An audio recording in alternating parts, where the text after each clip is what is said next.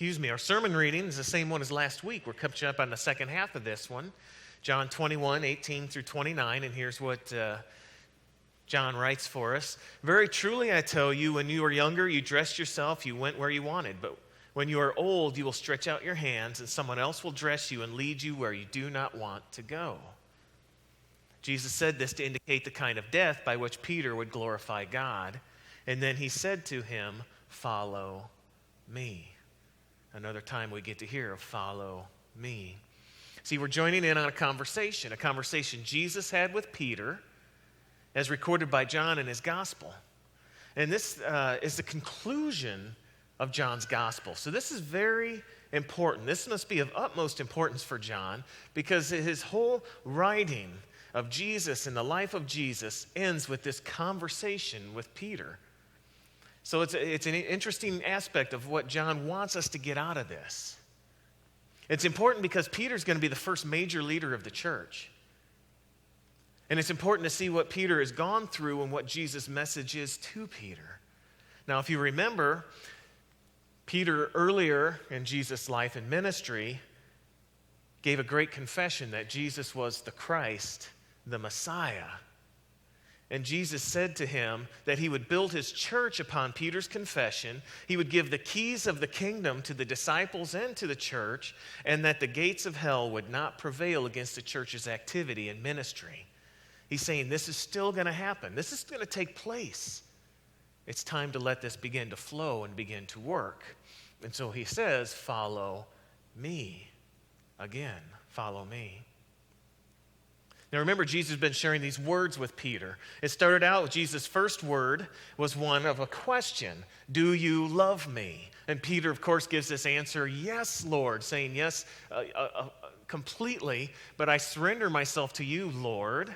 Yes, Lord. And so we began to talk about the importance of us and our relationship with Jesus and keeping our love for Jesus first and foremost in our lives, because life and ministry flow out of that relationship.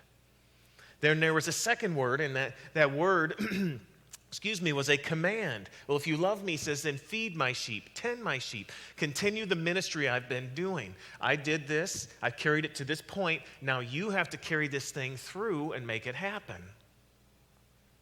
The third word was a prediction. And the prediction was, you will go where you do not want to go. Now ministry, I'm just telling you, ministry is awesome. Ministry is fun. Ministry is great. But you know what? It's also messy, and it's hard, and it's difficult. And there are times where we're going to go places we don't want to go. There are times we are going to do things that we don't want to do, and yet we are called to follow Jesus and allow him to lead, and he says, "Follow me." Now today, before Peter can even get a word out about this prediction of going where he doesn't want to go, Jesus gives him another call and simply says, "Follow me." Now in 2 weeks, we're going to get to see Peter's reaction to what Jesus said there about you're going to go where you don't want to go. But before this even happens, Jesus says again, "Follow me." We're going to look at that today. And next week, of course, is going to be the Music Sunday and communion. We're going to have a wonderful time with that. You know, Peter's heard these words before. 3 years earlier, on that very same seashore, in fact, it might even be in the exact same spot, Jesus said, "Come, follow me." He's heard those before. Anybody here remember the first time that you heard those words of Jesus, "Follow me"? The new life that was there, the forgiveness, the love that was all there, right there before you. Do you remember what that was like? How powerful that was within your life? You see, I'm wondering if those words just didn't flood back into Peter's mind from 3 years earlier and remember, oh yeah, here's where it was. Jesus said, "Follow me." See, the call is the same, follow me, but it's different still. It's different because of this. Number one, Peter's different. 3 years have gone by. There's been a lot of stuff happen with Peter, correct? He's a different person now. So the call is different. And number two, the reality is Jesus is different now in this call that he's sharing with them. The first call, when he called him on the seashore to come and follow, it was to follow Jesus as he was here as a person. as simply a man, the incarnation. In all of his humanity, he was living. He was saying, come pattern your life after me. I'm going to show you how this is to be about. But now the call comes from the risen Christ. You see, this is in light of the resurrection, of the empty tomb. This is in light of Jesus saying, now I have all power and all authority. This is in light of Jesus saying that I am the one, the Alpha and Omega, the beginning and the end. I am the one who holds the keys of death and of the grave. With great power, Jesus says, I'm going to have you follow me now. And I'm going to be with you in ways you never could have imagined before this. Because I'm going before you as the risen Christ. And I'm calling you to join me and finish this thing. And I'm guessing for Peter, that was an amazing thought. And I'm looking at for us in our lives as well. Probably there's been a lot of things happen since that first call that you felt from Jesus in your life. There's been a lot of life that's taken place. And I'm hoping today, just as Peter got that opportunity to commit and follow again in a more powerful way, that we will also take that opportunity to commit and follow in a more powerful way. When I say that, I mean to follow Jesus. To follow Jesus, okay? To follow Jesus and his mission for us. I'm not talking about following institutions. I'm not talking about following denominations. I'm not talking about following ideologies. I'm not talking about following church doctrines. I'm not talking about following other persons. I'm talking about following Jesus and keeping our eyes focused on him alone. And I believe this call is for our participation into ministry. And this is important because this is Jesus' ministry that he's calling us into. We are participating in this thing. Too often we think we are the ones who have to carry this out. We are the ones who have to say, oh, it's all up to me. I have to make this thing happen. I have to find all the right answers. No, that's not the case. It's about Jesus. And too often we forget that we minister in Jesus' name and through Jesus' strength. That's the ministry we participate in. Remember Paul who said, man, when I'm at my weakest point, that's when God is at the strongest point. And what he means by this in 2 Corinthians 12, and we sung this song, my grace is sufficient for you is what God says, for my power is made perfect in weakness. In other words, my power is made perfect. That word for perfect means to be complete. It means to accomplish everything that I want to accomplish. My power is made perfect, and guess what? Your weakness. When you think you're powerful, it doesn't do a whole lot. You see, we're called to offer Jesus to a community of people. I could offer myself, but I can't do anything for him. I can't do much. I can't do anything like Jesus can do in the midst of all that the power that Jesus has. So sometimes I think we're going to have to change our mindsets.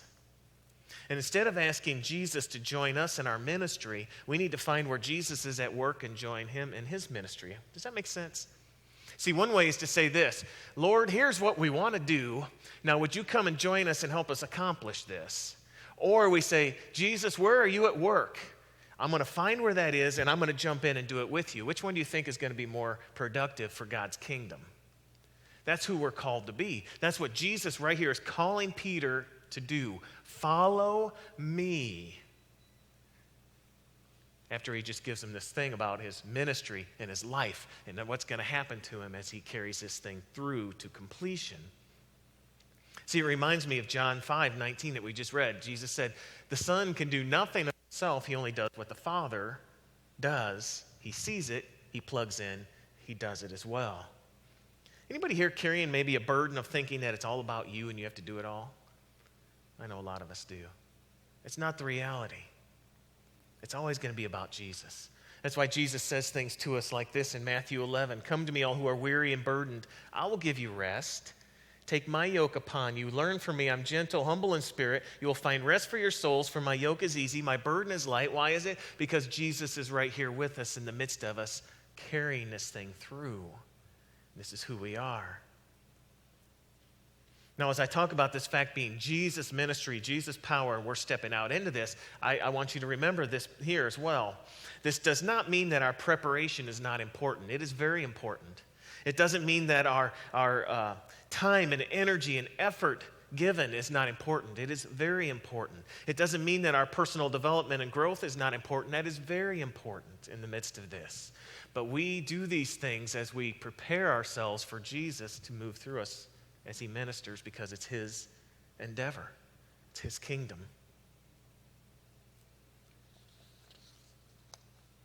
So here's what's happening. The risen Christ says, you will go where you don't want to go, and he follows it up with, follow me. So what does it mean to join Jesus in his ongoing ministry? Well, as Dr. Stephen Seaman says in his book, and I think this is a great connection to this, he says there are basically three key movements in Jesus' life that we find especially in Philippians 2. And these are the incarnation, when Jesus became human, the crucifixion, when he died, the resurrection, when he came back to life. So we're going to look at these three aspects and how we as a church, as we carry out this ministry, maybe even in our own lives, can make these things happen.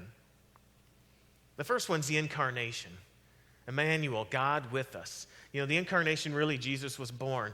Somehow, and this is probably the most amazing miracle that there is, that God became a person. Okay, doesn't that just blows your mind every time you think about it?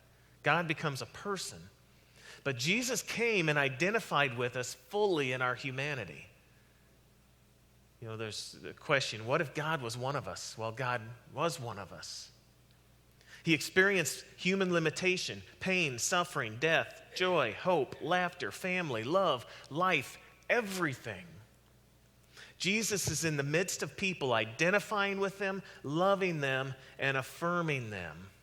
So my question was, how is that going to look for us? What does that look like for us if we want to join into this thing called incarnational ministry, where we want to identify with people? Here's what it's going to look like, I truly believe. We've got to get to know people.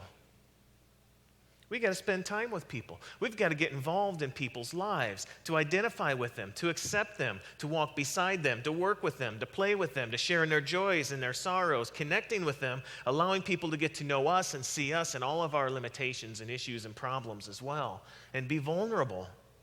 We've got to get outside of these walls right here and begin to spend time with people. Jesus leaves his throne in heaven.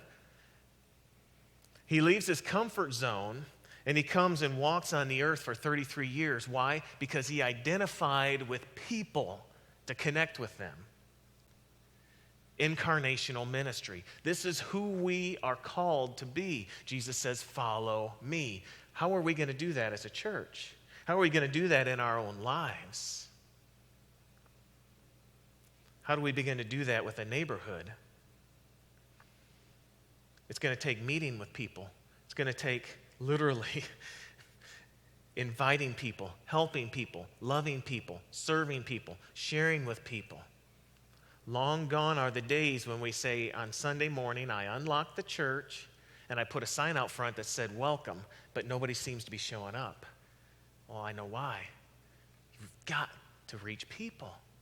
Incarnational ministry. That's who we are. Follow me, Jesus says, into that kind of ministry. So I began to think, what can we do as a church, as people to do that? We have things like VBS, and we sign up for it. We go out into the community, and we say, hey, bring your kids here. We go out, and we have our different things that we run out in the parking lot, all these different community activities. Trunk or treat, where we have 400 or 500 people show up. Now, how can we interact with those persons and say, hey, we've got something here for you might need or might want? How are we connecting with our neighborhood? And I keep talking about the neighborhood, not only because it's our vision, because you're going to hear in a little bit, that's what this whole church has been about since its beginning. All right? Number two, it's not just the incarnation, but it's crucifixion. Jesus humbled himself, became obedient to death on a cross. Jesus allowed himself to go to that powerless place called the cross. Jesus learned how to give, how to sacrifice, and how to surrender and pour out his life for others, even to the point of physical death. What might that look like for us? Are we at a place where we are humbling ourselves? Are we at a place where we are surrendering and sacrificing and pouring out our lives for others, or do we attend church services? Which one are we about?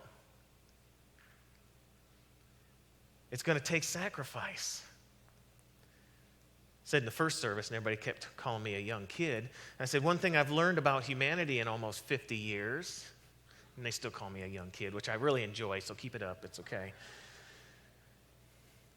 People are often willing to give up to a point of sacrifice, but once it's going to be sacrifice, they don't want to give. And that goes for all of life. You have to give past the point of where it hurts. Last week we had a quote from Mother Teresa up here. She was talking about sacrifice. And it says, in order for sacrifice to be real, it has to cost, it has to hurt, and it has to empty ourselves. Are we going to be willing to pour out our lives for others? And how can we do that for a community where God's given us a vision to go do so and make that happen? The last one, a big one, the resurrection. Jesus not only gave his life, but in the midst of it, he was exalted to the highest place and given the name that's above every other name. Jesus was raised with new life because God's in the business of recreation. God's in the business of old things passing away and new things appearing. God's desire for our world is to make all things new again, is what we find out. To live in that resurrection power. What might that look like for us as a church or in our lives?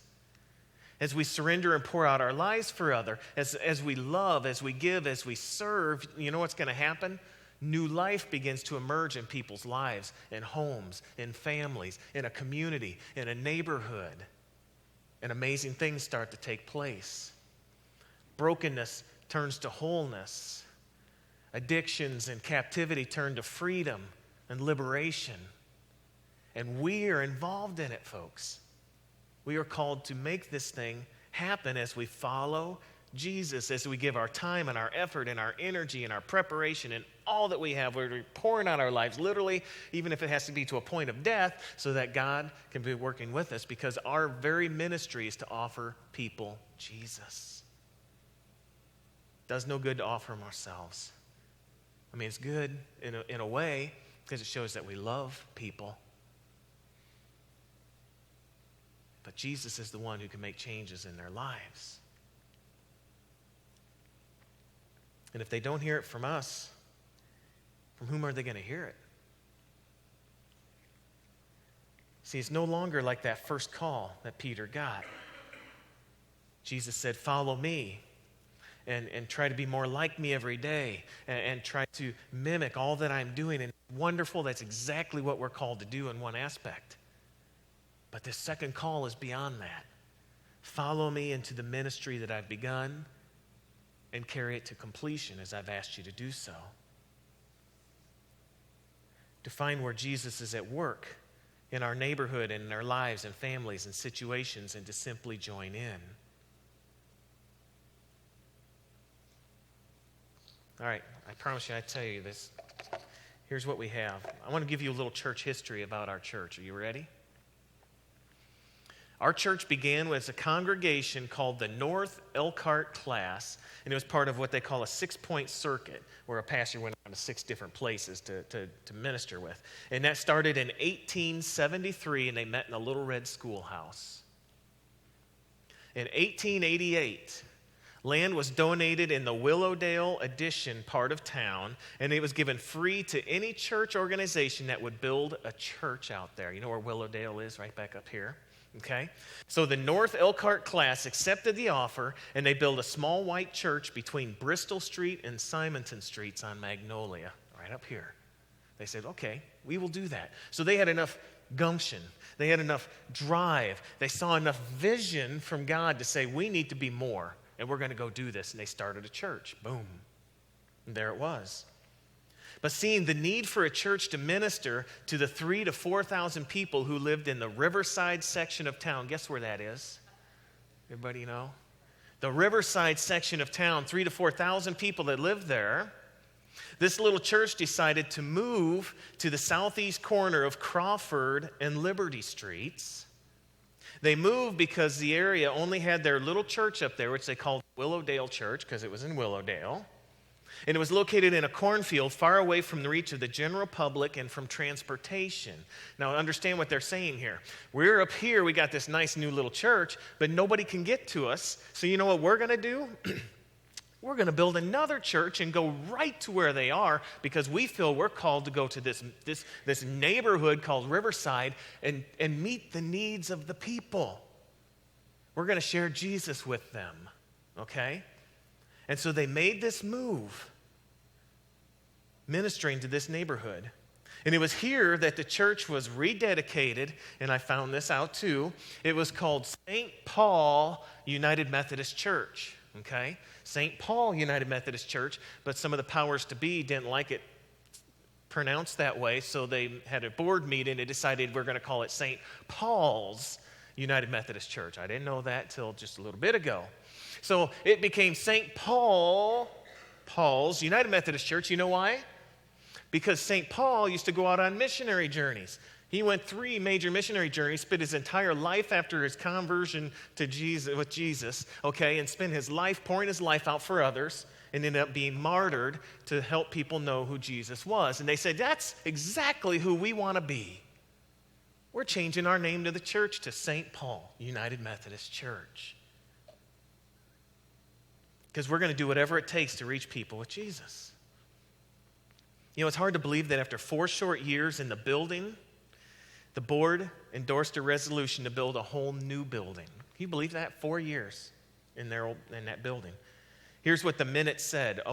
Owing to the crowded conditions and the lack of room and facilities to do the best work of the church. You see, it wasn't about anything else but this, to do the best work of the church. What was the best work of the church? To share Jesus with a neighborhood. That's what they were concerned about. It wasn't about buildings and programs and all this stuff. They said, this is it right here. To do the best work of the church, we feel now it is time to build a new church, and that's going to help us not only with our needs, but the needs of the succeeding generations. Therefore, it be resolved that we get onto this right away and that we build as soon as possible. And in 1910, they built this church that you're sitting in right now.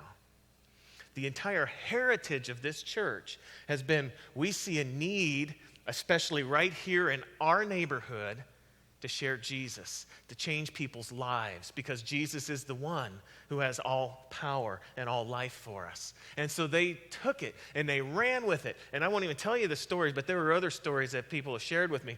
Persons were literally putting up deeds to their homes so that they could take out money as a loan so that they could build the church so that we could carry out this mission and ministry. Okay, anybody here going to put up the deed to your home for something like that? I know. That's the kind of passion that they had to reach this neighborhood. Could we have that passion again to reach this neighborhood? With Jesus. That's the call. Jesus says, follow me. I've got a plan. You know, it's so weird that, man, back in 1873, Jesus gave a vision and a passion to a group of people almost 140 some years ago to reach this neighborhood. And it's the exact same vision and passion he's given us today.